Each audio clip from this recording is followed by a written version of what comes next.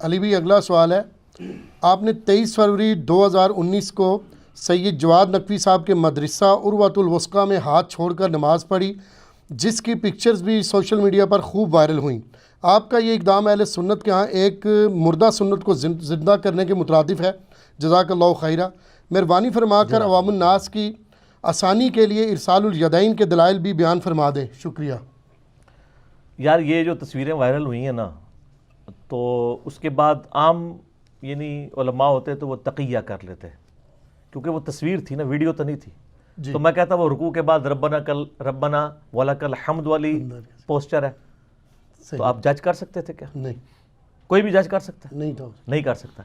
لیکن وہی بات ہے، ہم تو چلتی پھرتی 302 ہیں سچائی کے معاملے میں۔ ہم نے کہا کہ نہیں، اگر کسی کو شک بھی ہے نا تو وہ اپنا شک نکال لے کہ ہم نے ارسال الیدین کے ساتھ نماز پڑھی۔ الحمدللہ۔ اور میرا یہ کلپ کئی سال پہلے کا ریکارڈڈ موجود ہے اس کے اوپر، کہ وضع الیدین یعنی ہاتھوں کو باندھنا قیام کی حالت میں، اور ارسال الیدین ہاتھوں کو چھوڑنا یا ہاتھ کھول کر نماز پڑھنا۔ بعض لوگ اسے صدل بھی کہتے ہیں، لیکن صدل اپروپریٹ ورڈ نہیں ہے۔ اپروپریٹ ورڈ جو ہے ارسال الیدین ہے، ہاتھ کو لٹکا کر نماز پڑھنا چھوڑ کر۔ تو یہ دونوں طریقے اللہ کے فضل سے سنت ہے، میں نے کوئی اس کے اوپر وہ معاملہ نہیں کیا، اور میں نے اس میں بتایا بھی تھا کہ ہم نے وہاں جا کے جو مسجد کے نوافل پڑھے ہیں وہ ہاتھ باندھ کے پڑھے ہیں، یہ میسیج دینے کے لیے کہ ایک سنی منہج کا بندہ اہل تشیع کی مسجد میں نماز پڑھ رہا ہے، تاکہ لوگوں کو میسیج ہو۔ اور جب امام کے پیچھے نماز پڑھنے کا وقت آیا تو مسلمانوں کی اجتماعیت کو شو کرنے کے لیے میں نے ہاتھ کھول کے نماز پڑھی، اس لیے کہ میں آلریڈی اس سنت کا قائل ہوں۔ ویسے تو یہ سب لوگ پڑھا رہے ہوتے ہیں، خصوصاً میں بریلوی دیوبندی حنفی بھائیوں کی بات کروں گا، وہ کہتے ہیں جب اہل حدیث ہمارے اماموں کے پیچھے نماز پڑھے نا تو ان کو چاہیے کہ یہ رفع الیدین نہ کیا کریں، تو کیونکہ امام کی پیروی کا حکم ہے، اور دوسرا یہ ہے کہ ذرا اجتماعیت مسلمانوں کی شو ہو۔ تو میں for the sake of argument agree. اب آپ بھی ذرا حوصلہ دکھائیں کہ جب پاکستان، انڈیا، بنگلہ دیش کی حنفی عوام حج اور عمرے کے لیے جاتی ہے سعودیہ، تو کیا حنفی علماء ان کو حج ٹریننگ میں یہ بتاتے ہیں کہ وہاں کا امام کعبہ رفع الیدین کرتا ہے، لہٰذا آپ لوگوں نے بھی جا کے رفع الیدین کرنا ہے تاکہ مسلمانوں کی اجتماعیت شو ہو؟ نال ہی ٹھوس ہو جان گے جی، صحیح نا پھر میں تو اس طرح کی پھکی والا جواب دوں گا نا، تو کہیں گے نہیں۔ تو سر جو آپ اپنے لیے پسند نہیں کرتے ہیں، دوسرے کو مشورہ کیوں دیتے ہیں؟ وہ آپ میں تو خود حوصلہ ہی نہیں ہے۔ ویسے تو آپ کہانیاں کراتے ہیں سارے میرے نبی کے طریقے ہیں علیہ السلام، سنتیں ہیں، تو سر ان سنتوں کو بھی آپ زندہ کریں۔ صحیح۔ تو یہ سر وہی سنت کو زندہ کرے گا جس نے زندگی میں ایک دفعہ جھوم کے کہا ہوگا نہ میں وہابی، نہ میں بابی، میں ہوں مسلم علمی کتابی۔ نہ میں سو کالڈ وہابی ہوں، کوئی علمی بات کرے اسے وہابی کہہ دیتے ہیں، اور نہ میں بابوں کا دفاع کرنے والا بابی ہوں، ہم علمی کتابی مسلم ہیں۔ نبی صلی اللہ علیہ وآلہ وسلم سے ہاتھ چھوڑ کر نماز پڑھنے کی احادیث بھی موجود ہیں، لیکن کوئی بھی اصول محدثین پر جو مرفوع روایات ہیں وہ صحت کے درجے پر نہیں پہنچتی۔ طبرانی کے اندر ایک روایت موجود ہے سیدنا معاذ ابن جبل رضی اللہ تعالیٰ عنہ سے کہ نبی علیہ السلام تکبیر کہنے کے بعد ہاتھ چھوڑ کر نماز پڑھا کرتے تھے، لیکن یہی حدیث جو ہے وہ مجموع الزوائد کے اندر بھی موجود ہے، جو امام حیثمی ابن حجر اسقلانی کے استاد ہیں، انہوں نے مجموع الزوائد جو ہے احادیث کی کلیکشن کی ہے، انہوں نے یہ روایت طبرانی سے لے کے ساتھ لکھا ہے کہ اس میں خصیب بن جحدر ایک راوی ہے جو کہ کذاب راوی ہے، یعنی یہ اصول محدثین کے اوپر یہ روایت جو نبی علیہ السلام تک مرفوع ہوتی ہے وہ ضعیف ہے۔ البتہ موقوفاً کئی ایک روایتیں موجود ہیں نبی علیہ السلام کے اصحاب سے کہ وہ ہاتھ چھوڑ کر نماز پڑھا کرتے تھے، حتیٰ کہ المصنف ابن ابی شیبہ میں ایک پورا چیپٹر ہے، پہلے انہوں نے چیپٹر باندھا ہے ان اصحاب کا بیان جو ہاتھ باندھ کر نماز پڑھا کرتے تھے، اور اس کے بعد دوسرا چیپٹر باندھا ہے ان اصحاب کا بیان جو ہاتھ چھوڑ کر نماز پڑھا کرتے تھے، ارسال الیدین کرتے تھے، اور اس میں وہ حضرت عبداللہ ابن زبیر رضی اللہ تعالیٰ عنہ کا اثر لے کے آئے ہیں، اس کے علاوہ اور تابعین بھی، حسن بصری بھی، سعید ابن مسیب بھی، اور کئی اور اصحاب سے لے کے آئے ہیں، تابعین سے بھی، کہ وہ ہاتھ چھوڑ کر نماز پڑھا کرتے تھے۔ تو یہ باقاعدہ چیپٹر باندھا، یعنی محدثین نے ہاتھ چھوڑ کر نماز پڑھنے کے اوپر باب باندھ کے رزلٹ بھی نکال دی ہے، صرف روایتیں نقل نہیں کی ہیں بلکہ رزلٹ بھی نکالا ہے۔ اب عبداللہ ابن زبیر جو ہے یہ کوئی عام بندہ نہیں ہے سر، یہ کوئی عام صحابی بھی نہیں ہے۔ عبداللہ ابن زبیر کون ہے؟ یہ مسلمانوں کے تقریباً 9 سال تک خلیفہ بھی رہے ہیں۔ یزید کے مرنے کے بعد حجاز کے اوپر انہوں نے خلافت قائم کر لی تھی، اور آل امیہ جو ہیں وہ باقی جگہ پہ ان کی حکومت تھی، اور 9 سال تک یہ خلیفہ رہے ہیں، اور یہ صحابی ہیں۔ اور ان کی آپ ذرا خوش نصیبی دیکھیں، ان کے والد جو ہیں عشرہ مبشرہ ہیں حضرت زبیر رضی اللہ تعالیٰ عنہ، وہ صحابی ہیں۔ ان کے نانا حضرت ابوبکر الصدیق رضی اللہ تعالیٰ عنہ علیہ السلام صحابی بھی ہیں، خلیفہ راشد بھی ہیں، وہ ان کے نانا ہیں، کیونکہ ان کی والدہ اسماء بنت ابی بکر، وہ بیٹی ہیں حضرت ابوبکر کی، جس کا نانا ابو بکر ہو، جس کا باپ زبیر ہو، جس کی ماں سیدہ عائشہ کی بڑی بہن اسماء بنت ابی بکر ہو۔ اور سر اس سے بھی بڑھ کر میرے لیے جو عبداللہ ابن زبیر کے لیے محبت کا رشتہ ہے، وہ بخاری اور مسلم دونوں میں حدیث موجود ہے کہ جب مسلمان ہجرت کر کے مدینہ شریف آئے نا، تو کافروں نے یہ پراپوگنڈا شروع کر دیا کہ مسلمانوں پہ تو بندش ہوگی ہے، اب ان کا کوئی لڑکا پیدا نہیں ہوگا۔ تو ہجرت کے فوراً بعد جو سب سے پہلے بچہ پیدا ہوا وہ عبداللہ ابن زبیر تھے۔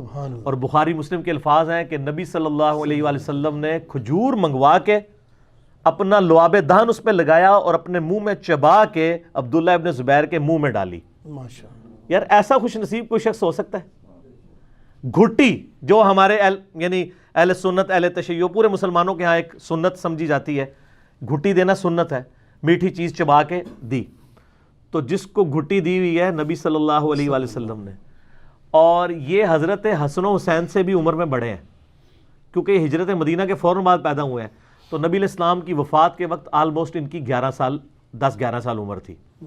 حضرت حسن کی تقریباً 7-8 سال تھی، حضرت حسین کی 5 سے 6 سال تھی، تو یہ ان سے بڑے ہیں۔ تو یعنی میں بتانا چاہ رہا ہوں کہ یہ صحابی بھی ہیں، اور ان کو گھٹی نبی علیہ السلام نے دی ہوئی ہے۔ پھر آپ صحیح مسلم میں جا کر دیکھیں تو نبی علیہ السلام کی جو نماز کے طریقے کے اوپر کئی احادیث کے راوی عبداللہ ابن زبیر ہیں، جو اوپر تلے 4 احادیث ہیں صحیح مسلم میں کہ نبی علیہ السلام جب تشہد میں بیٹھتے تو دایاں ہاتھ دائیں زانے پر، بایاں ہاتھ بائیں زانے پر رکھتے، اور یہ درمیان کی انگلی اور انگوٹھے کو ملا کے ایک حلقہ بنا لیتے اور اپنی انگلی کو اٹھا لیتے، پوری تشہد میں انگلی یوں اٹھا کے رکھتے۔ اس حدیث کے راوی ہی حضرت عبداللہ ابن زبیر ہے۔ تو جو نبی علیہ السلام کی نماز کی نٹی گریٹیز روایت کر رہا ہے، اس نے نبی علیہ السلام کو نماز پڑھتے ہوئے نہیں دیکھا۔ اچھا، پھر صحیح مسلم میں ایک اور حدیث ہے، یہ جو آپ گرین کارڈ ہے ہمارا صبح شام کے اذکار والا، تو بلو ہے نا، یہ فرض نماز کے بعد والا، اس میں آپ ایک دعا پڑھتے ہیں فرض نماز کے بعد،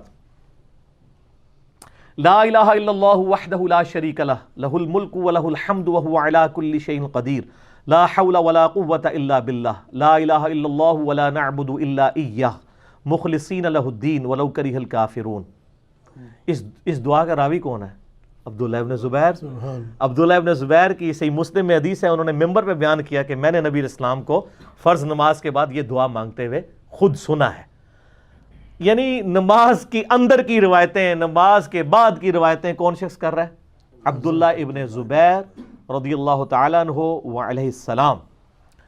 تو یہ وہ صحابی ہیں جنہوں نے نماز نبی اسلام کو پڑھتے ہوئے دیکھی ہے۔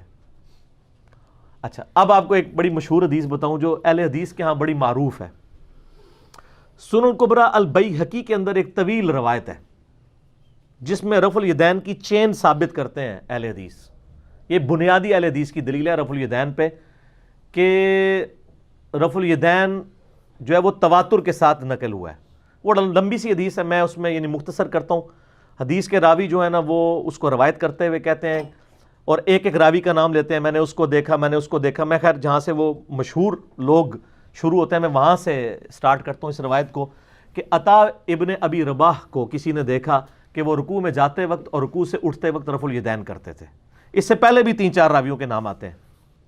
تو ان سے کسی نے پوچھا کہ آپ رفع الیدین کیوں کرتے ہیں؟ تو انہوں نے کہا کہ میں نے یہی سوال عبداللہ ابن زبیر سے کیا تھا کہ آپ رکوع میں جاتے وقت اور اٹھتے وقت رفع الیدین کیوں کرتے ہیں؟ تو انہوں نے کہا کہ میں نے یہی سوال حضرت ابوبکر صدیق اپنے نانا سے کیا تھا کہ آپ رکوع میں جاتے وقت رفع الیدین کیوں کرتے ہیں اور اٹھتے وقت؟ تو انہوں نے کہا کہ میں نے نبی صلی اللہ علیہ وآلہ وسلم کو کرتے ہوئے دیکھا. سبحان اللہ. تو عبداللہ ابن زبیر رضی اللہ تعالیٰ عنہ نے نماز کس سے سیکھی ہے؟ حضرت ابو بکر صدیق سے. اور حضرت ابو بکر صدیق رضی اللہ تعالیٰ عنہ علیہ السلام نے نماز کس سے سیکھی ہے؟ نبی صلی اللہ علیہ وسلم سے. اور عطا ابن ابی رباح کوئی عام تابعی نہیں ہے, ان کی فضیلت کے لیے اتنا ہی کافی ہے. امام حنیفہ رحمہ اللہ سے صحیح سند کے ساتھ تاریخ بغداد میں یہ قول ثابت ہے. وہ کہتے ہیں کہ میں نے روئے ارض پہ عطا ابن ابی رباح سے زیادہ جو ہے معزز شخص نہیں دیکھا, اس سے افضل شخص نہیں میں نے روئے ارض پہ دیکھا. اور یہی ان کا جو قول ہے اس بات کی دلیل ہے کہ امام حنیفہ رحمہ اللہ تابعی نہیں ہے, تبع تابعی ہیں. ورنہ اگر انہوں نے کسی صحابی کو دیکھا ہوتا تو وہ اس کا نام لیتے. ان کا میں نے روئے ارض پہ اپنی زندگی میں سب سے افضل شخص عطا دیکھا ہے, ورنہ وہ کہہ دیتے انس بن مالک دیکھے ہیں, یا میں نے ابو طفیل عامر بن واصلہ دیکھے ہیں. یہ بالکل اینڈ پہ فوت ہونے والے مسلمان ہیں. حتیٰ کہ کشف المحجوب میں علی بن عثمان حجویری صاحب نے امام حنیفہ رحمہ اللہ کو تابعین میں ذکر نہیں کیا, تبع تابعین والے چیپٹر میں ذکر کیا ہے. اور وہ کتاب آج سے 1000 سال پہلے لکھی گئی ہے. 465 ہجری میں کشف المحجوب جو والے آتھر جو ہیں فوت ہوئے ہیں, وہ اس زمانے میں ان کو تبع تابعین میں شمار کر رہے ہیں. یعنی حنفیوں کے ہاں بھی یہ چیزیں موجود ہیں کہ وہ تبع تابعین میں سے. اچھا, اس حدیث میں عبداللہ ابن زبیر کا ثابت ہو گیا کہ انہوں نے نماز کس سے سیکھی ہے؟ حضرت ابو بکر سے. اور حضرت ابو بکر نے آپ صلی اللہ علیہ وسلم سے. تو عبداللہ ابن زبیر اگر ہاتھ چھوڑ کے نماز پڑھ رہے ہیں تو یہ کس کی نماز ہوئی؟ آپ صلی اللہ علیہ وسلم کی. کیونکہ آپ نے رفع الیدین کی پوری چین عبداللہ ابن زبیر سے ثابت کی ہوئی ہے. اور اسی عبداللہ ابن زبیر سے المصنف ابن ابی شیبہ میں موجود ہے کہ وہ ہاتھ چھوڑ کے نماز پڑھتے تھے. تو اب یہ کوئی کہنا شروع کر دے کہ جی یہ ان کا ذاتی عمل تھا, نعوذ باللہ من ذالک, یہ آپ کیسے کہہ سکتے ہیں؟ اس کو سپورٹیو ایک کمزور روایت ہے, البانی صاحب تو اس کو صحیح کہتے ہیں, اور میں یہ سنن کبریٰ البیہقی کی بنیاد پہ اس روایت کو صحیح سمجھتا ہوں. شیخ زبیر صاحب اسے کمزور کہتے ہیں, البانی صاحب صحیح کہتے ہیں. ابو داؤد کے اندر روایت ہے کہ عبداللہ ابن عباس رضی اللہ تعالیٰ عنہما کہتے ہیں جس نے نبی علیہ السلام کی نماز دیکھنی ہو نا وہ عبداللہ ابن زبیر کی نماز دیکھے. سبحان اللہ. ہائے ہائے ہائے. اور یہ سنن کبریٰ البیہقی والی سے بھی ثابت ہو گیا نا, عطا ابن ابی رباح والی جو چین ہے. تو عبداللہ ابن عباس رضی اللہ تعالیٰ عنہما کتنے جلیل قدر صحابی ہیں, اور وہ کہہ رہے ہیں کہ عبداللہ ابن زبیر کی نماز نبی صلی اللہ علیہ وآلہ وسلم کی نماز ہے اگر تم نے وہ نماز دیکھنی ہے. اچھا, بعض لوگ یہ کہتے ہیں ہو سکتا ہے ان کا ذاتی عمل ہو, یا ہو سکتا ہے کہ ان کو پتہ ہی نہ ہو کہ ہاتھ باندھنا سنت ہے. اس شخص کو جو صحابی ہے نبی علیہ السلام کو نماز پڑھتے ہوئے دیکھتا ہے اس کو نہیں پتا. اس کا جواب بھی سن لیں. سنن ابی داؤد کے اندر حدیث موجود ہے صحیح سند کے ساتھ کہ حضرت عبداللہ ابن زبیر کہتے ہیں کہ نماز کی حالت میں صف کو سیدھا کرنا اور دایاں ہاتھ بائیں پہ باندھنا سنت ہے. سر یہ کون کہہ رہا ہے؟ اب میرا ایک سوال ہے, معصومانہ سا عرض کیا ہے, غصہ نہیں کھانا نا, غصہ نہیں کھانا. جو شخص یہ کہہ رہا ہے کہ دایاں ہاتھ بائیں پہ باندھنا سنت ہے اور وہ ہاتھ چھوڑ کے نماز پڑھ رہا ہے خود, اور وہ صحابی ہے, تو اڈا منڈا نہیں ہے, وہ بکر صدیق دا نواس ہے, حضرت زبیر دا منڈا ہے, عشرہ مبشرہ میں سے. تو اس کا کیا رزلٹ نکلتا ہے؟ اس کا تو پہلا رزلٹ ہے وہ بڑا خطرناک ہے. وہ یہ ہے کہ ہاتھ باندھنے والی حدیثیں منسوخ ہو چکی ہیں, کیونکہ عبداللہ ابن زبیر کو تابعین دیکھ رہے ہیں ہاتھ چھوڑ کے نماز پڑھتے ہوئے اپنے دور کے اندر. پوائنٹ ٹو بی نوٹڈ جی. تو پھر ہاتھ باندھنا جو ہے وہ منسوخ ہو گیا. اب تو ہاتھ پاؤں پڑ جائیں گے. سر آپ کو بھاگنے کا راستہ بھی دیتے ہیں. دوسرا رزلٹ یہ ہے معصومانہ سا کہ دونوں طریقے سنت ہے, کہ ہاں یہ ٹھیک ہے. حالانکہ پہلے والا رزلٹ بھی بڑا جینون ہے, کیونکہ راوی حدیث, یہ محدثین کا اصول ہے کہ جو حدیث کا راوی ہے نا وہ فام اس کا لیا جاتا ہے. اگر ایک راوی حدیث ہے کہ ہاتھ باندھنا دایاں بائیں پہ یہ سنت ہے, اور وہ راوی حدیث ہاتھ کھول کے نماز پڑھ رہا ہے, ارسال الیدین کر رہا ہے, وضع الیدین نہیں کر رہا, تو اس کا کیا مطلب ہے کہ وہ اسے منسوخ سمجھتا ہے, یا یہ ہے کہ وہ اس دوسرے طریقے کو بھی سنت سمجھتا ہے. اور یہی جو ہے نا حقیقت ہے جو ہم بھی سمجھتے ہیں کہ دونوں طریقے ہی سنت ہے. اور میں آپ کو بتاؤں, جب یہ آپ علمی پھکی اور اینٹی وینم اور الزامی جواب دیں گے نا, وہ کہیں گے ہاں جی دوئے. جس طرح جو لوگ رفع الیدین نہیں کرتے نا, تو جب ان کو حدیثیں بتائی جاتی ہیں تو اب ان کو نظر آتا ہے کہ رفع الیدین کرنا پڑے گا, کہیں گے دوئے سنت نے جی, تاکہ ساڑھی جان چھڈو.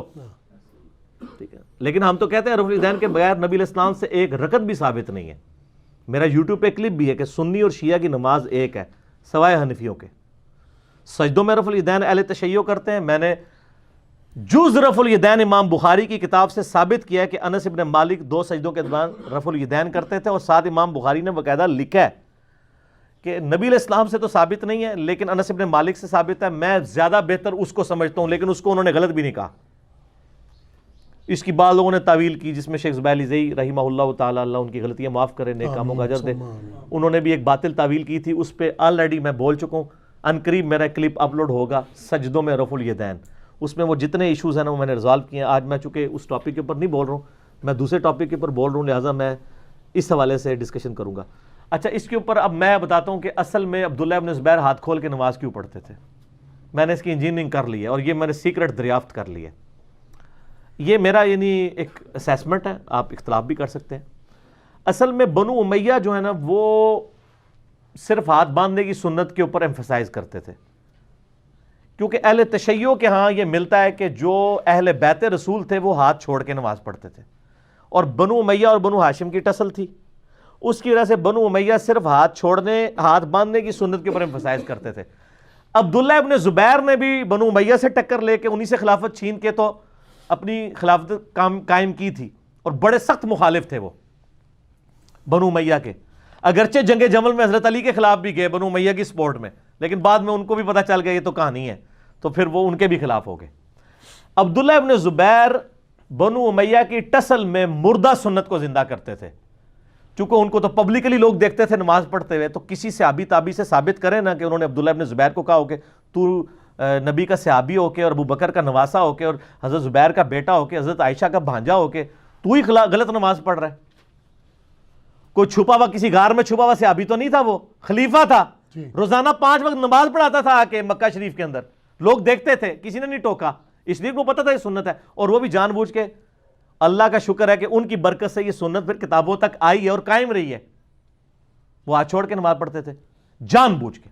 اور اس کے ثبوت میں آپ کو بخاری مسلم کی میں ایک حدیث بتاؤں, صحیح بخاری میں بھی ہے مسلم میں بھی, کہ سیدہ ام حبیبہ جو ہماری ماں ہے, حضرت معاویہ رضی اللہ تعالیٰ عنہ کی بہن اور نبی علیہ السلام کی زوجہ, ان کے بارے میں بخاری مسلم دونوں میں آتا ہے کہ جب ان کے باپ فوت ہوئے نا حضرت ابو سفیان رضی اللہ تعالیٰ عنہ, تو شام سے خبر آئی, تو 3 دن کے بعد انہوں نے خوشبو منگوا کے اپنے جسم پہ ملی, اور لوگوں نے کہا تھوڑا پیو مرے ہے, آپ کا تو باپ مرا ہے.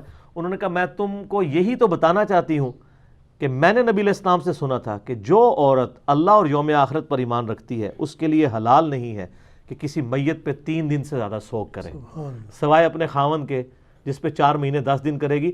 اچھا, یہ سوگ ختم کرنے کا اتنا بڑا اعلان کرنا ضروری تو کوئی نہیں تھا, جان بوجھ کے اعلان کرنا اس لیے تھا تاکہ لوگوں کی بت پرستی ختم ہو, لوگوں کے فرسودہ خیالات ختم ہو, ورنہ اس کے بغیر بھی تو سوگ ختم ہو سکتا تھا. اعلانیہ سوگ ختم کرنا خوشبو لگا کے 3 دن کے بعد جس کا باپ مرا ہوا ہے, اس سے اندازہ لگائیں کہ ان کو شریعت عزیز تھی ماں باپ سے بڑھ کر, بے شک. اور وہ اعلان اسی کے تحت میں سمجھتا ہوں کہ عبداللہ ابن زبیر رضی اللہ تعالیٰ عنہما وعلیہم السلام وہ آل امیہ سے مخالفت کے لیے یہ معاملہ کیا کرتے تھے.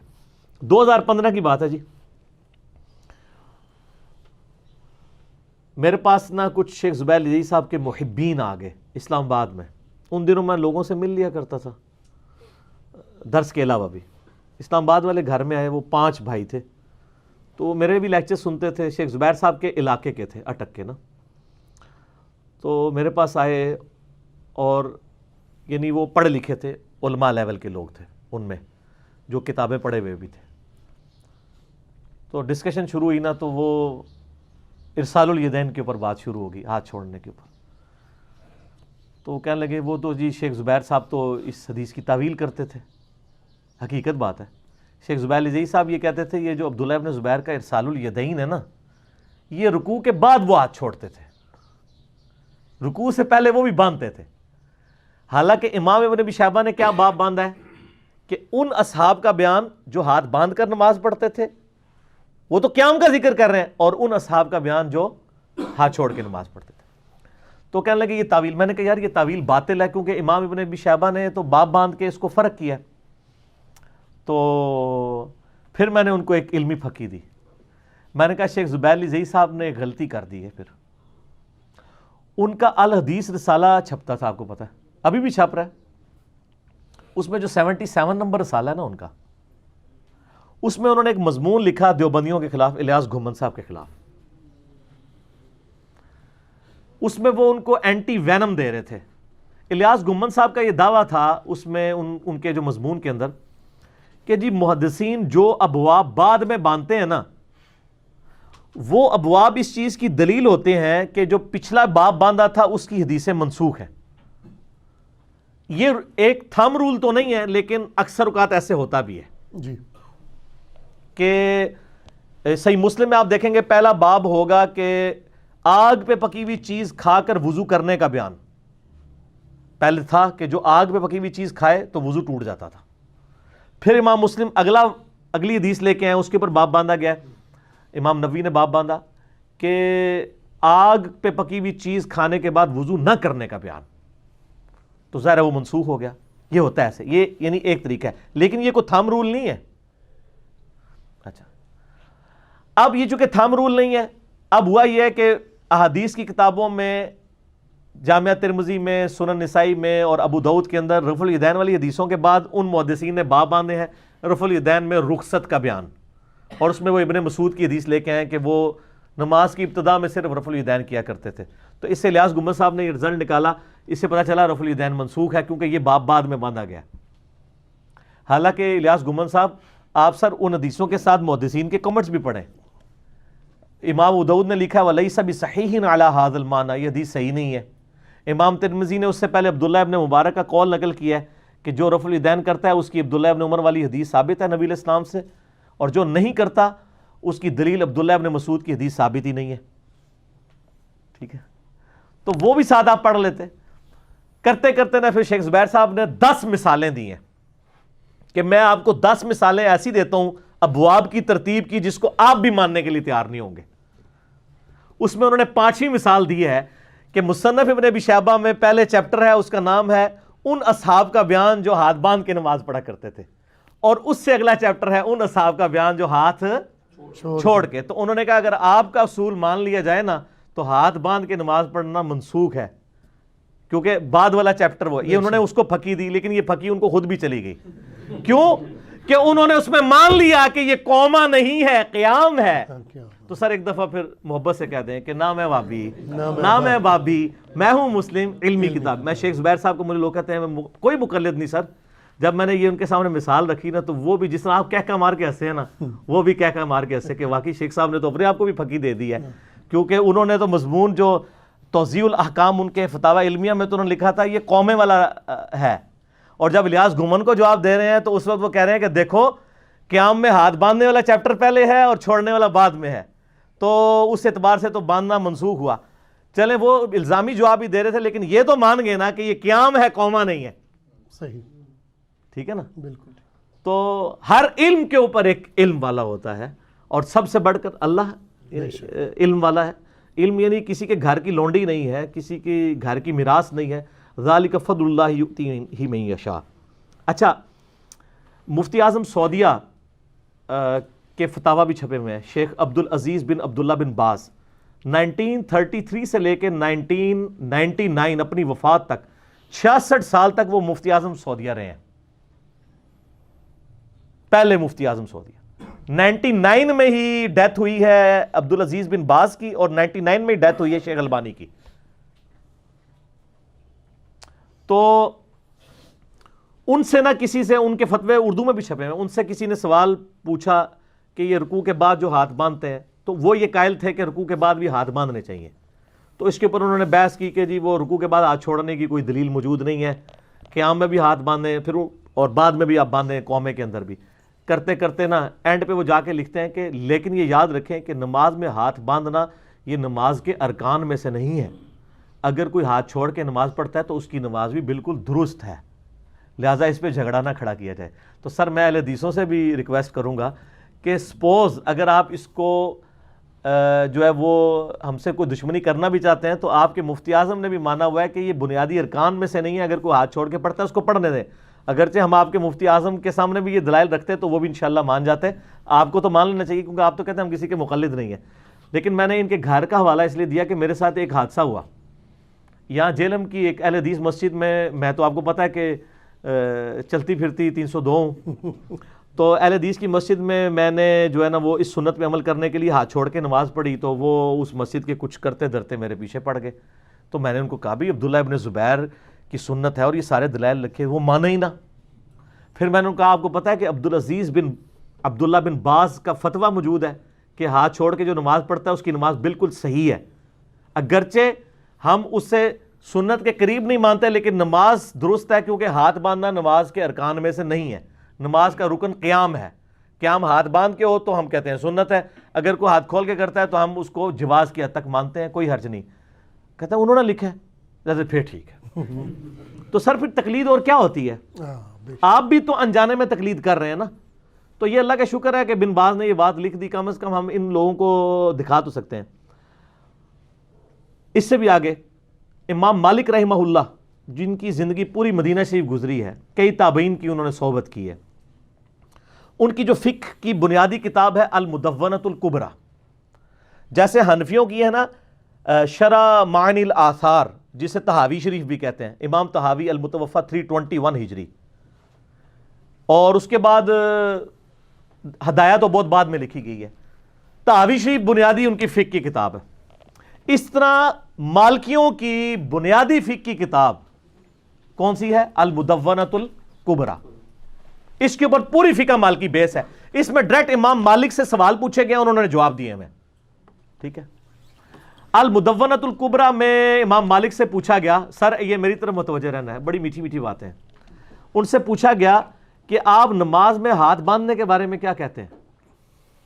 تو امام مالک نے فرمایا کہ نماز میں، فرض نماز میں ہاتھ باندھنے کی کوئی دلیل میرے علم میں نہیں ہے، نماز تو ہاتھ چھوڑ کے پڑھنی چاہیے. اچھا، البتہ نفلی نماز میں چونکہ قیام لمبا ہوتا ہے، لوگ قرآن بھی پڑھتے تھے، 1 گھنٹے کی تراویح پڑھنی ہے، تو اگر آپ کے ہاتھ ارسال الیدین میں تھک جائیں تو ہاتھوں کو سکون پہنچانے کے لیے تھوڑی دیر کے لیے آپ ہاتھ باندھ سکتے ہیں، جواز. اور ان کا یہ اجازت میں صرف نفلی نماز کے لیے دے رہا ہوں، فرض نماز آپ سنت کے مطابق ہاتھ چھوڑ کے پڑھیں. یہ امام مالک کہہ رہے ہیں المدونۃ الکبریٰ میں. ٹھیک ہے. یہاں پہ بعض سلفی کہتے ہیں وہ دیکھیں جی وہ کتاب کنٹراورشل ہے. سر آپ کے کہنے سے کنٹراورشل نہیں بنے گی، فقہ مالکی تواتر کے ساتھ نقل ہوئی ہے، وہ اس کتاب کو بنیادی کتاب مانتے ہیں. صحیح. ٹھیک ہے نا. البتہ الموطا امام مالک، جو امام مالک کی کتاب ہے، اس میں انہوں نے وہ روایتیں لی ہیں، وہی روایت بخاری میں بھی آئی ہے، امام مالک سے ہی امام بخاری نے لی ہے. الموطا امام مالک میں موجود ہے کہ دایاں ہاتھ بائیں پہ رکھنا یہ سنت ہے. سال ابن سعد السعدی کہتے ہیں کہ اگلے زمانوں میں ہمیں حکم دیا جاتا تھا کہ ہم اپنا دایاں ہاتھ بائیں ہاتھ پر رکھیں، لیکن اہل تشیع اس روایت کی تعویل کرتے ہیں. یہ روایت بخاری میں بھی ہے. وہ کہتے ہیں اس میں انہوں نے یہ تو نہیں کہا کہ نبی علیہ السلام کے زمانے میں حکم دیا جاتا تھا، کیونکہ ابو حازم تابعی کہتا ہے کہ میرا خیال ہے کہ وہ اسے مرفوع کرتے تھے، مجھے کنفرم نہیں ہے کہ یہ حکم نبی علیہ السلام کی طرف سے تھا یا کوئی اور دیتا تھا. اہل تشیع کہتے ہیں یہ آل امیہ حکم دیتی تھی کہ صرف ہاتھ باندھ کے ہی نماز پڑھو. سر وہ کہتے ہیں الفاظ فٹ ان ہے کہ اگلے زمانوں میں ہمیں حکمن یہ کام کروایا جاتا تھا. ہم کہتے ہیں کہ یہ حکم سے مراد نبی علیہ السلام کا حکم ہے. وہ کہتے ہیں راوی نے نبی علیہ السلام کا ذکر نہیں کیا. یعنی ہم تو خیر دونوں کی سنت مانتے ہیں، تو اس کی وہ تعویل اس اعتبار سے بھی کرتے ہیں. بہرحال الموطا امام مالک میں ہاتھ باندھنا ہے، اور جو ان کی فقہ کی اسٹیبلش کتاب ہے المدونۃ الکبریٰ اس میں چھوڑنا ہے. تو ظاہر ہے پھر اس کی حیثیت ثانوی ہوگی. المدونۃ الکبریٰ کی جو حیثیت ہے وہ پھر پرائرٹی بھی ہو جائے گی، کیونکہ وہ اس کو فالو کر رہے ہیں. تو آپ چلے جائیں. مالکیوں میں اس وقت بھی 2 گروہ ہیں، لیکن زیادہ تر ہاتھ چھوڑ کے نماز پڑھتے ہیں. مالکی میجارٹی ہاتھ چھوڑ کے نماز پڑھتے ہیں. سوڈان کے اندر چلے جائیں، موریتانیہ میں چلے جائیں، ایون آپ فلسطین میں چلے جائیں، آپ کو جو مالکی ہیں وہ ہاتھ چھوڑ کے نماز. میں نے اسلام آباد میں کئی اسلامک یونیورسٹی کے اندر اسٹوڈنٹس ہیں جو مالکی ہیں، خصوصاً حبشی جتنے ہیں نا وہ مالکی ہیں. تو آپ نے دیکھا ہوگا، ہاں یہ اسلامی یونیورسٹی کے اسٹوڈنٹ ہیں، ان سے پوچھ لیں کہ وہ ہاتھ چھوڑ کے نماز پڑھتے ہیں نا. تو وہ اور اپنے آپ کو مالکی کہتے ہیں، اور رافضی تو نہیں کہتے نا، مالکی ہیں. تو وہ مالکی ہیں اور وہ المدونۃ الکبریٰ کو فالو کر رہے ہوتے ہیں. اچھا، ایک اور روایت ہے ابو داؤد کے اندر کہ نبی علیہ السلام نے صدل کرنے سے منع کیا. اب یہ اتنی بڑی بے ایمانی کی، وہ کہتے ہیں نبی علیہ السلام نے تو صدل سے منع کیا ہوا ہے، حالانکہ وہ صدل کون سا تھا؟ وہ کپڑا لٹکانا، گلے میں لٹکانا.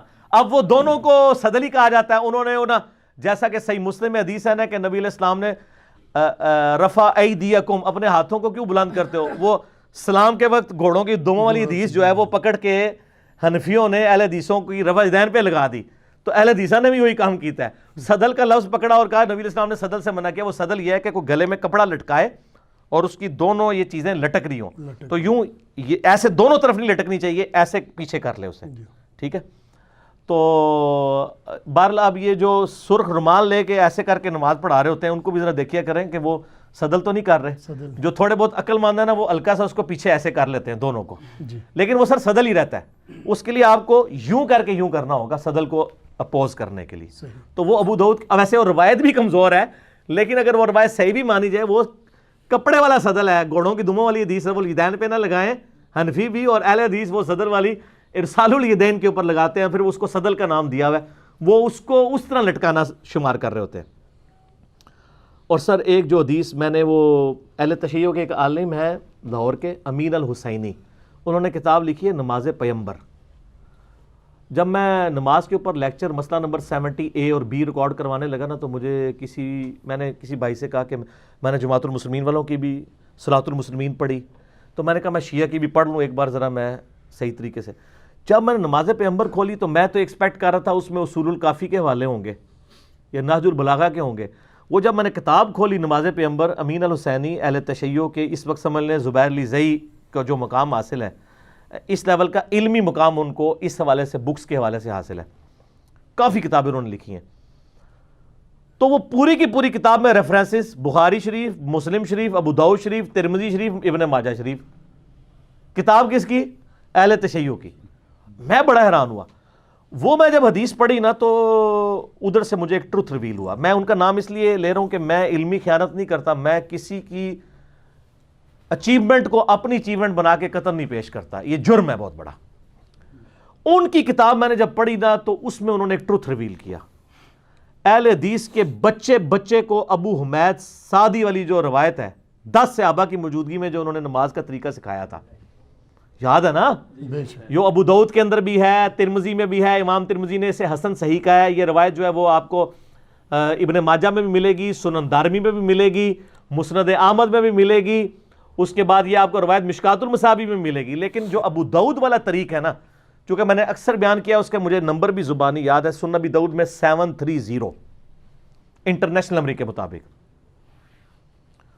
اس طریق کے اندر کیا آتا ہے کہ 10 صحابہ کی موجودگی میں ابو حمید سعدی کہتے ہیں، اور 11ویں وہ خود، 11ویں نہیں سرکار نہیں، 11 سرکاراں۔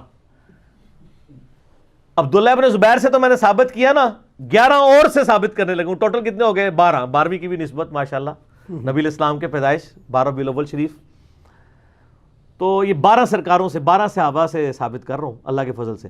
تو وہ 10 صحابہ کی موجودگی میں ابو حمید سعدی کہتے ہیں کہ میں تم اور نبی علیہ السلام کی وفات کے 30 سال کے بعد یہ مجلس ہوئی ہے، کیونکہ اس میں جو ابو قتادہ بھی موجود ہیں اور باقی سینئر اصحاب بھی، اس مجلس میں جو لوگ موجود ہیں اس کی اگر آپ اسماء و رجال سے کیلکولیشن کریں تو یہ نبی علیہ السلام کی وفات کے آلموسٹ 30 سال کے بعد کا یہ واقعہ ہے کہ ابو حمید سعدی کہتے ہیں کہ میں تم سب سے زیادہ نبی علیہ السلام کی نماز سے واقف ہوں۔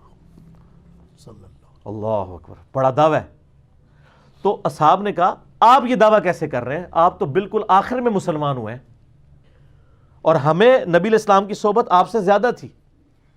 انہوں نے کہا ٹھیک ہے، میں تمہارے سامنے نماز پڑھتا ہوں، اگر میری نماز صحیح ہوئی تو تم میرے دعوے کو صحیح مان لینا، اگر میری نماز غلط ہوئی تو دعویٰ غلط کر دینا۔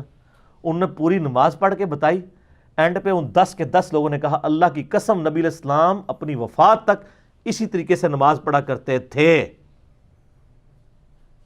تو 11 بندوں کی گواہی ہوگی، وہ حدیث تو میں بعد میں بیان کرتا ہوں، میں نے آخری پورشن پہلے بیان کر دیا۔ 11 سرکاراں کہ اسی طرح نماز پڑھا کرتے تھے۔ اچھا، اس سے یہ بھی پتا چلا کہ جو سب سے آخر میں مسلمان ہو رہا ہے تو یہ کہتے ہیں نا جی وہ پہلے تھا بعد میں منسوخ ہو گیا، وہی کام ختم ہو گیا۔ اور سر میں حنفیوں کی بھولی عوام سے کہوں گا، خدا کے لیے بخاری مسلم میں آپ ذرا رفع الیدین کی حدیثیں پڑھیں، اکثر احادیث ان صحابہ سے مروی ہیں جو حضور صلی اللہ علیہ وآلہ وسلم کی وفات سے 1-1.5 سال پہلے مسلمان ہوئے ہیں۔ مالک بن حویرث غزوہ تبوک پہ مسلمان ہوئے ہیں نبی علیہ السلام کی وفات سے 1.5 سال پہلے۔ وائل بن حجر فتح مکہ پہ مسلمان ہوئے ہیں۔ ٹھیک ہے. ابو حمید سعدی یہ بھی 9 ہجری کے اندر مسلمان ہو رہے ہیں اور 11 کے سٹارٹ میں حضور فوت ہو گئے. بس 10 ہجری تک کی آپ کی لائف ہے. 11 کے تو سٹارٹ میں فوت ہوئے ہیں ربیع الاول کے مہینے میں, تاریخ کنفرم نہیں ہے, مہینہ ربیع الاول ہے. اور یہ کہتے ہیں جی وہ مکے میں ہوتا تھا, مدینے میں ختم ہو گیا تھا. اور سر فتح مکہ کے بعد بھی ہو رہا ہے. اور وائل بن حجر تو وہ ہیں جنہوں نے اسپیشل نبی الاسلام کی نماز دیکھی. آپ مسئلہ 70A اور B دیکھ لیں, میں پھر اور طرف چل پڑوں گا, ایک ٹاپک کو ایک ہی نشست میں کنکلوڈ کرنا ہے. تو مزے کی بات دیکھیں کہ وہ 10 اصحاب کی موجودگی میں ابو حمید سعدی کہتے ہیں لو جی پھر نماز شروع ہونے لگی. تسی بھی ذرا اپنی نماز چیک کر لو. وہ کہتے ہیں کہ نبی علیہ السلام جب بھی نماز کا ارادہ کرتے, الفاظ پہ ذرا غور کرنا ہے, تو آپ علیہ السلام قبلہ رخ کھڑے ہو کر اللہ اکبر کہتے, حتیٰ کہ ہر ہڈی اپنی جگہ پر واپس آ جاتی, اور اس کے بعد آپ صلی اللہ علیہ وسلم قرات شروع کرتے. پھر جب آپ صلی اللہ علیہ وآلہ وسلم رکوع کا ارادہ کرتے, پھر دونوں ہاتھوں کو کندھوں تک اٹھاتے حتیٰ کہ ہر ہڈی اپنی جگہ پر واپس آ جاتی. ٹھیک ہے. پھر جب رکوع سے سر اٹھاتے, پھر سمیع اللہ لمن حمیدہ کہتے اور دونوں ہاتھوں کو کندھوں تک اٹھاتے حتیٰ کہ ہر ہڈی اپنی جگہ پر واپس آ جاتی. پھر سجدے کے لیے جھکتے. اچھا وہ پھر ہر جگہ ہاتھوں کی پوزیشن بتاتے ہیں کہ رکوع میں ہاتھ گھٹنوں پہ رکھتے اور بالکل یہ سیدھے کر دیتے. سجدوں میں دونوں کانوں کی سیدھ میں دونوں ہاتھ رکھ کے سجدہ کرتے. پھر 2 سجدوں کے درمیان جب بیٹھتے تو ہاتھ زانوں کے اوپر رکھتے, اور اس طرح وہ کرتے کرتے وہ اینڈ پہ پھر جا کے نا چوتھی رکعت میں کہتے ہیں تورک بیٹھتے, یعنی دایاں پاؤں کھڑا کر کے باؤں گزار کے لیفٹ سرین پہ بیٹھتے اور انگلی کا یوں ہلکا بنا کے اشارہ کرتے. یہ بھی سب کچھ انہوں نے روایت کیا ہے. تو سارے پھر صاحب کہتے ہیں کہ اللہ کی قسم نبی علیہ السلام اسی طرح نماز پڑھا کرتے تھے. اچھا یہ روایت لکھی امین الحسینی صاحب نے. انہوں نے کہا کہ سر اس روایت سے اہل تشیع کی نماز ثابت ہوتی ہے کیونکہ اس میں ہاتھ باندھنے کا ذکر کوئی نہیں ہے. دوسرے کہتے ہیں نہیں سر وہ عدم ذکر ہے. نا پرانیاں گلاں, عدم ذکر کہاں سے ہوا میرے بھائی؟ یہ تو خود روایت بول کے کہہ رہی ہے آپ کو. ابو داؤد والا طریق پڑھ رہا ہوں, ترمذی والا لمیٹڈ طریق ہے, ابو داؤد کا ڈیٹیل ہے. میں آپ سے پوچھتا ہوں, وہ کہہ رہے ہیں نبی علیہ السلام جب نماز کا ارادہ کرتے تو قبلہ رخ کھڑا ہو کر دونوں ہاتھ کندھوں تک اٹھاتے حتیٰ کہ ہر ہڈی اپنی جگہ پر واپس آ جاتی. تو وہ سٹارٹ کہاں سے لیا تھا ہڈی نے؟ جب آپ نماز کا ارادہ کرتے ہیں تو کہاں سے ہاتھ سٹارٹ کرتے ہیں؟ ایسے ہی کھڑے ہوتے ہیں نا. اچھا, اور پھر رکوع کے بعد بھی تو وہیں واپس آنی ہے نا جہاں پہلے آئی بھی تھی. اور رکوع کے بعد والا اور ارسال الیدین اسی سے ثابت کر رہے ہوتے ہیں. جب اہل حدیث جو ہے وہ علماء عرب کے کتاب لکھتے ہیں نا خلاف, تو کہتے ہیں اس میں دیکھیں واضح موجود ہے کہ ہر ہڈی اپنی اصلی جگہ پہ آتی ہے اور ہڈیوں کی اپنی اصلی جگہ یہ ہے. تو سر وہ پہلے بھی اپنی اصلی جگہ پہ ہی آئی ہوئی ہے. تو بیسیکلی انہوں نے ہاتھ باندھے ہی نہیں تھے, وہ ہاتھ چھوڑ کے ہی نماز پڑھی ہے انہوں نے. پھر وہ 10 اصحاب ایک ایسے شخص سے نماز دیکھ رہے ہیں کہ جس نے مین نماز کا رکن چھوڑ دیا ہے. اگر انہوں نے فاتحہ یا ثنا چھوڑی ہے نا تو وہ نماز کے پوسچر بتا رہے ہیں. سبحان ربی العظیم بھی اس میں کوئی نہیں ہے, اس لیے کہ وہ اذکار کا ذکر نہیں کر رہے, وہ بتا رہے ہیں کہ نبی علیہ السلام کے پوسچر کیسے ہوتے تھے. یوں رکوع, وہ ہر جگہ ہاتھوں کی اور پاؤں کے پوسچرز بتا رہے ہیں. مقصد سبحان ربی العظیم یا سبحان ربی الاعلیٰ نہیں ہے بتانا, اس کا تو عدم ذکر ہوگا. وہ پوسچرز بتا رہے ہیں کہ قیام کیسا ہوتا تھا, رکوع کیسا ہوتا تھا. تو سر کسی 10 میں سے کسی کے دماغ میں نہیں آیا کہ سر جب آپ نے ارادہ کیا ہے تو ہر ہڈی اپنی جگہ کی بجائے دائیں ہاتھ بائیں پہ آتا تھا, یہ آپ کو ذکر کرنا چاہیے. سر وہ نہیں کیا ہوا تھا انہوں نے. تو یہ حدیث مرفوع بھی بن گئی. عبداللہ ابن زبیر کا عمل تو تھا, یہ 11 صحابہ سے یہ بھی ثابت ہو گیا کہ نبی علیہ السلام بھی ہاتھ چھوڑ کر نماز پڑھا کرتے تھے, اور یہ بہت زبردست دلیل ہے. اور یہ ایسی دلیل ہے کہ جس کے آگے جب میں نے پہلی بار وہ پڑھا نا تو میں پھر اس کے اوپر قائل ہو گیا. میں نے کہا یار یہ بہت سٹرانگ چیز ہے. اور دیکھیں ابو داؤد تو اہل سنت کی کتاب ہے, اور جب ہم اہل سنت کے منہج کی بات کر رہے ہیں پھر ہم کسی کو نہیں کہیں گے یار منو کو پیش کیتی ہے. بھائی میری کتاب ہے تو میں اس کو ایکسیپٹ کروں گا, چاہے وہ کسی کو بھی سپورٹ کرے. بخاری مسلم میں احادیث رفع الیدین والی بھی مانیں گے, آل امیہ کے خلاف جو احادیث آئی ہیں وہ ہم نے ریسرچ پیپر کربلا والا لکھ دیا, وہ بھی مانیں گے. ہم 2 نمبری تو نہیں کریں گے کہ میٹھا میٹھا ہپ ہپ تھے, کوڑا کوڑا تھو تھو. اچھا یہ ابو حمید سعدی کی حدیث کا ایک حصہ نا بخاری شریف میں بھی ہے, پتہ ہے آپ کو, 10 صحابہ والی, اس کے ساتھ بھی انجینئرنگ کی ہے. حنفیوں نے یہ انجینئرنگ کی کہ اس میں نہ صرف پہلے رفع الیدین کا ذکر ہے, ٹھیک ہے, باقی وہ مختصر ہے, اینڈ پہ وہ تورک کا ذکر ہے. امام بخاری نے اس سے تورک کا رزلٹ نکالا ہے اس طریق سے. وہ کہتے ہیں دیکھیں اس میں تو پہلا رفع الیدین ہے, باقی تو ہے ہی نہیں ہے. تو وہ کس چیپٹر میں لے کے ہیں؟ تورک میں. اور امام ابن حبان جو کہ پوتا شاگرد ہیں امام بخاری کے, امام بخاری کے شاگرد ہیں امام ابن خزیمہ, اور ان کے شاگرد ہیں امام ابن حبان. یہ حبان لفظ نہیں, حبان ہے. اے مولوی ہنستے, حبان, ابن حبان. ابن حبان نے ابو حمید سعدی کی حدیث کے اوپر باب باندھا ہے ان لوگوں کے رد پہ جو اس سے یہ ثابت کرتے ہیں کہ یہ پہلے ہی رفع الیدین ہے, باقی انہوں نے بتایا کہ یہ ایک طریق ہے, باقی طریق بھی جمع کریں نا. پورے طریق تھے اس کے ابو داؤد اور ترمذی اور ابن ماجہ میں ہے, امام بخاری نے اس سے تورک نکالا ہے. تو وہ اہل حدیث جو ہے نا رکوع کے بعد ارسال الیدین, وہ کہتے ہیں دیکھیں رکوع کے بعد ہے کہ بالکل سیدھا کھڑے ہو جاتے ہیں حتیٰ کہ ہر ہڈی اپنی جگہ پہ آ جاتی.